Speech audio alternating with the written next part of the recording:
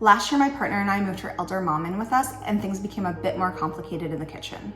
She needs soft and low sodium food, and the rest of the family doesn't. Because of our dietary restrictions, I can't order out or use pre-made food too much. We do a little bit, but mostly I make pretty much all of our meals. It honestly took me a while to streamline the process, but I figured out methods to get delicious, healthy food on our table pretty quickly. We have a ton of variety with our meals, and I don't live in the kitchen. I figured I'd share what I was doing, and maybe it would help a couple of people feed their loved ones. I'm not a doctor, I'm not a nutritionist, and I'm definitely not a professional cook, but I have been making about 3 meals a day, 7 days a week for over a year now. So I'm gonna show you my process and what I've been doing, and maybe it'll help you feed your loved ones as well. Please note that everybody's needs are different. The sodium levels, softness of food, sugar levels, fat levels might be different for our elder parent than for your loved ones, so please adjust as needed. My biggest trick is ingredient prepping. I basically front load my work at the beginning of the week. I prep ingredients kind of like a restaurant instead of full meals, and then I just mix and match those ingredients all week long to create a variety of delicious meals. The second thing that I do is that I don't create separate meals for our partner's elder mom. I try to use similar ingredients for our elder parent and for the rest of the family, but I make our elder parents soft and lower in sodium. So for this video, I'm gonna ingredient prep, and then I'm gonna show you how I use those ingredients throughout the week creating meals. When I ingredient prep, I focus on starches, grains, proteins, veggies, pretty much all your basics. Depending on how much time I have, sometimes I only do about an hour of it. If I have more time, if I have more energy, I'll go up to 2 or 3 hours and really get some things done. Sometimes I'll also prep broths, sauces. It just depends on what I have to work with and how long I have to do it and how much motivation I have. So I'm gonna start with everything that's going in the oven. We've got a whole roasted chicken, it's at room temperature, and it's marinating. As mentioned before, our elder parent needs to watch her sodium levels. So I marinate it, but I watch the salt. I did about a cup of low sodium chicken broth, rice vinegar, I get the one without sodium.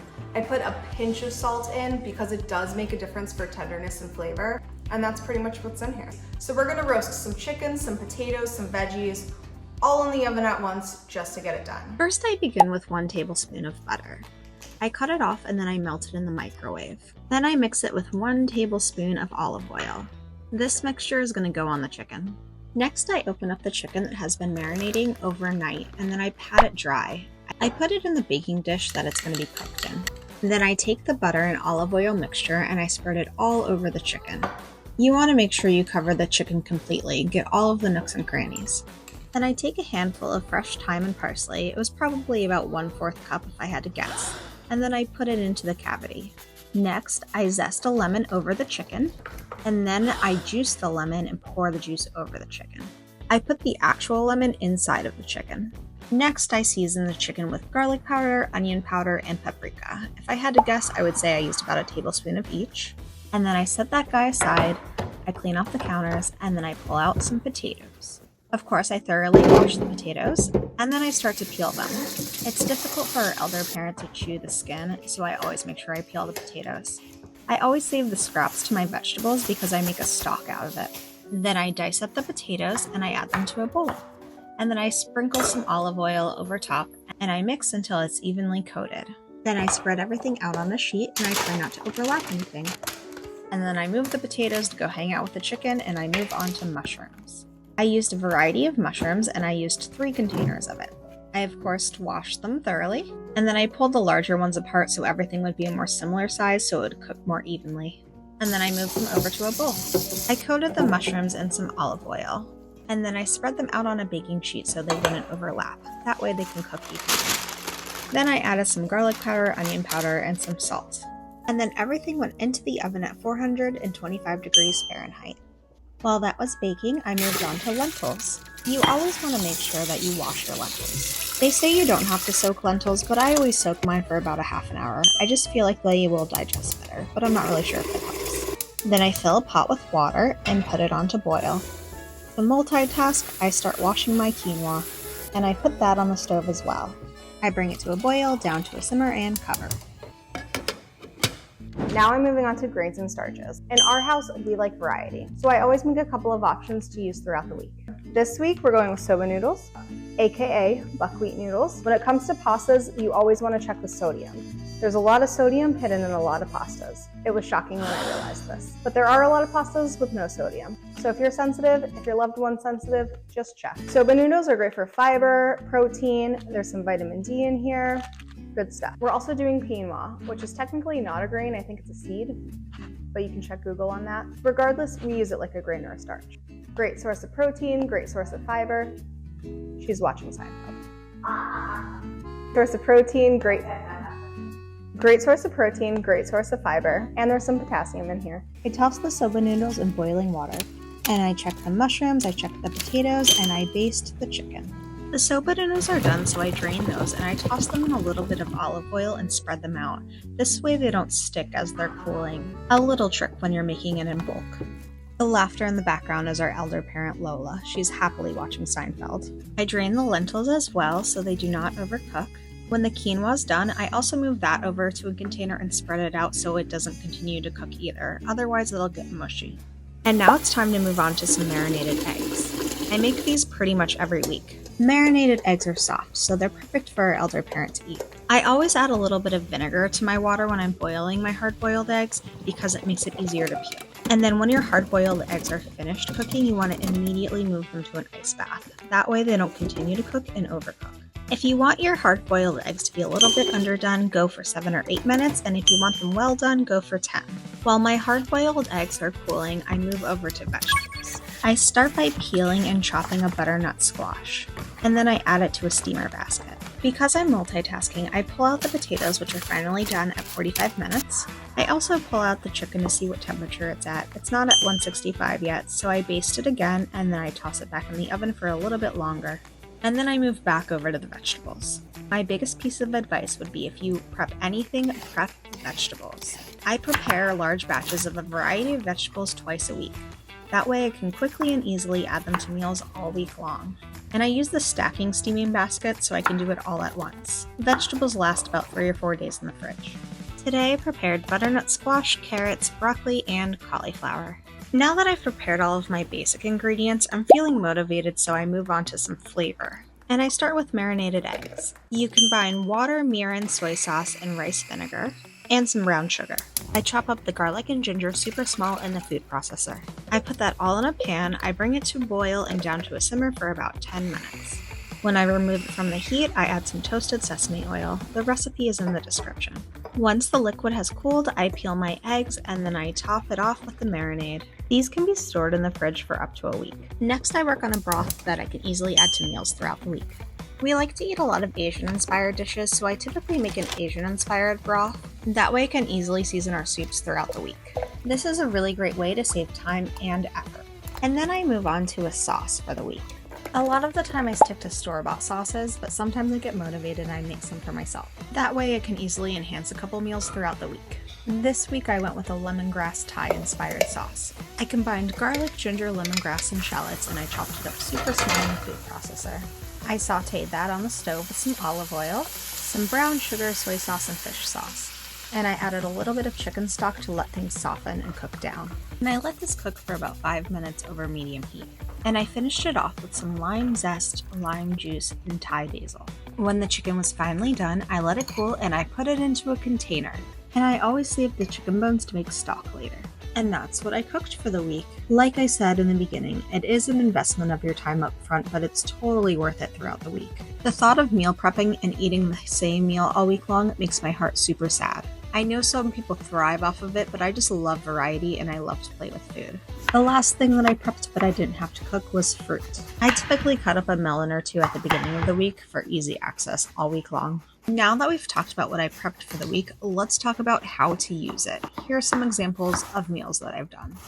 Now that I've done my prep for the week, let's make some dinner. Tonight we're going with curry. The majority of what I cook with are fresh ingredients that I've made for the week. Sometimes I make my sauces completely from scratch, and then sometimes I get a little help because I'm only one person and it's 3 meals a day, 7 days a week. Tonight we're making tikka masala. I'm gonna make a soft and low sodium version for our elder parent, and then I'm gonna make a regular version for the rest of the family. For the veggies, our elder parent is getting broccoli and cauliflower, soft steamed, that I made for the week. The rest of the family does not want soft vegetables, so we're gonna get some cauliflower made in the air fryer and peas. I love rice with my curries, but I did not make that this week, so we're gonna go with quinoa and potatoes because that's what I made. For the protein, we're going with some roasted chicken that I made for the week. For the sauce, I'm getting some help. I'm going with a jarred tikka masala, but this will be too salty and spicy for our elder parent, so I'm gonna dilute it with some coconut milk, which she loves. Our elder parent needs soft steamed vegetables, but the rest of the family does not like our veggies that way. I often solve for this by making our vegetables in the air fryer. Just a little olive oil, a little salt, and I toss it in the air fryer. Remember the chicken I roasted for the week? It's time to shine. I take some off of the bone and then I chop it into super small pieces, that way it's easy for our elder parent to chew. I add some olive oil to the pan, and I add in some potatoes that I had roasted for the week. I toss the chicken in as well. I don't want to overcook it, I just want to heat it up. And then in goes the quinoa, and I'm really sure not to overcook that. I start to heat up my tikka masala sauce. When my cauliflower is at the 10-minute mark in the air fryer, I add frozen peas and some sliced almonds to the tray. I don't know if you've added sliced almonds to curry sauce, but it's my obsession. So good. And then back to the air fryer for another 3 minutes or so.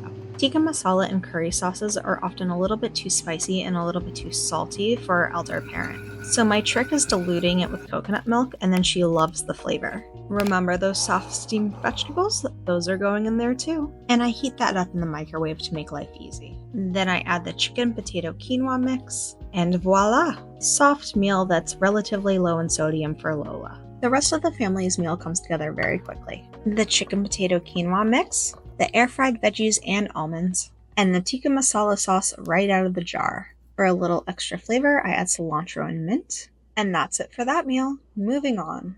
It's 6:30 in the morning and it's time to pack my daughter's lunch for school. And we're gonna use some more of that roasted chicken. It's the gift that just keeps on giving. I heat up a wrap on the flat top.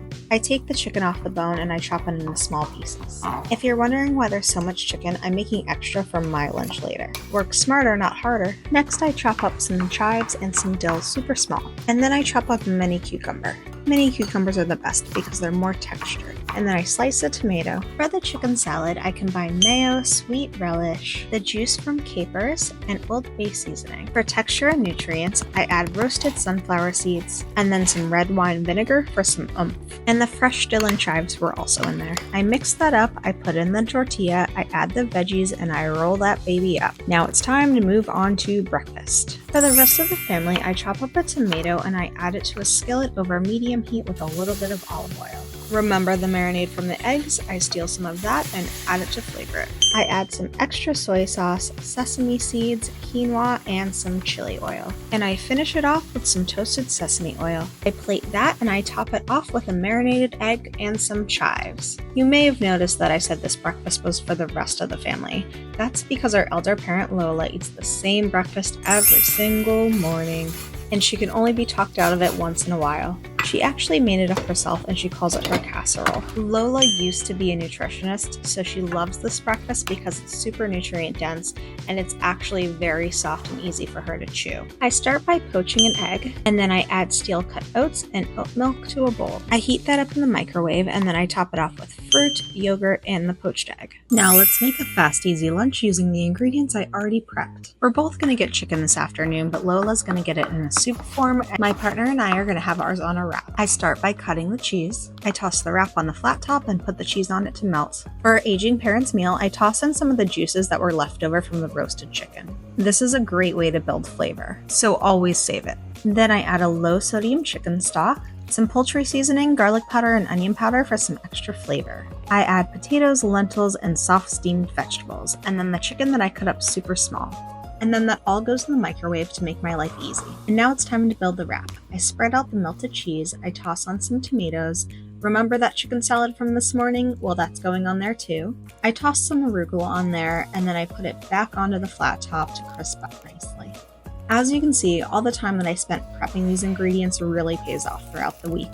I was able to create this meal quickly and easily with very little effort. I served our meal with watermelon, some lemon juice, and mint to top it off. For dessert, I gave Lola the cantaloupe I'd sliced earlier this week and some frozen yogurt. Now let me show you how I made a shrimp and soba noodle bowl for dinner. As mentioned before, the rest of the family does not like their vegetables super soft. So I once again solved this problem quickly and easily with the air fryer. I slice up some purple cabbage and some shishito peppers. I toss them in olive oil, but no salt this time because there will be plenty of salt later in the dish. And then I quickly start tossing together our elder parents' meal. I combine soba noodles, soft steamed vegetables, the Asian-inspired broth that I had made for the week. I give it even more flavor by using the juices from the roasted chicken. And then I finish it off with a little toasted sesame oil. And into the microwave. So this is where I accidentally hit the slow motion button on my phone, so you get to see me build our meal in slow motion, which is kind of fun, but took up all of my storage. So I combined soba noodles, the roasted mushrooms,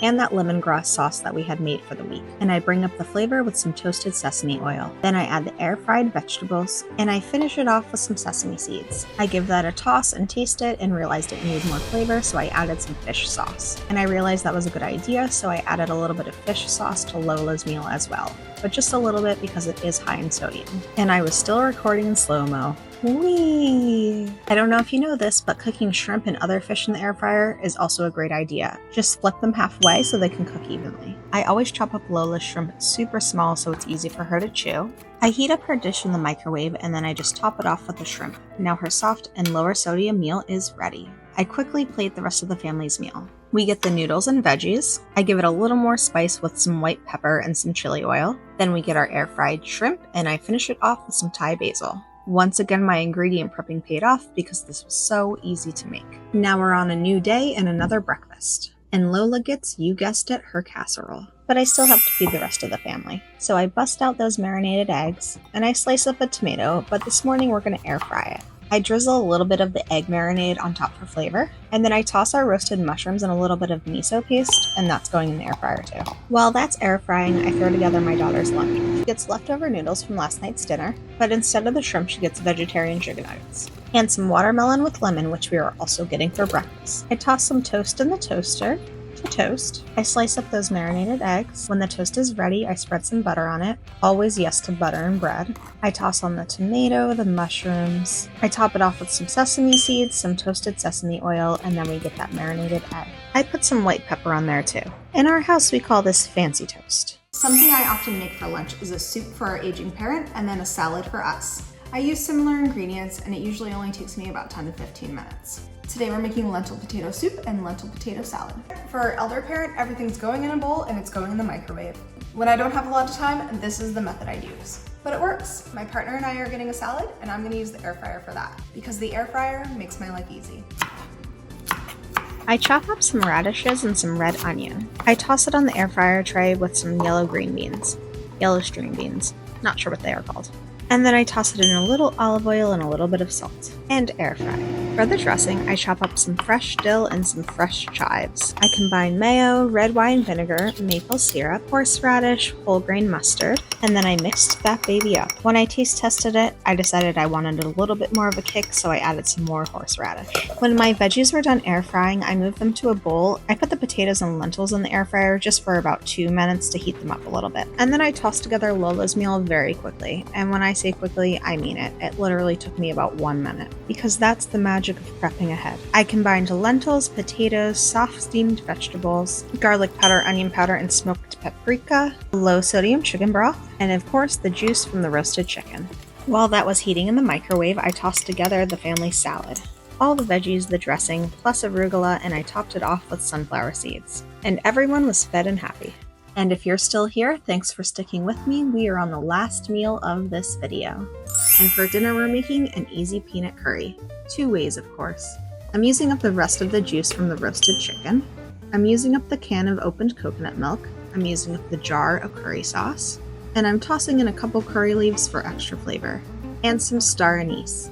I let that simmer on medium-low in the background while I start working on everything else. For the rest of the family's vegetables, you guessed it, they're going in the air fryer. I chop up some cauliflower and toss it in olive oil, and I skip the salt again this time. Then I chop up our roasted chicken super small. I get a little help from my friend, frozen naan bread. I toss the soft steamed vegetables in a bowl for our elder parent. And when the cauliflower has been cooking for about 10 minutes, I put some frozen peas on the tray and toss it back in for a few more minutes. Now that the sauce has been simmering for about 20 minutes, I remove the star anise and the curry leaves.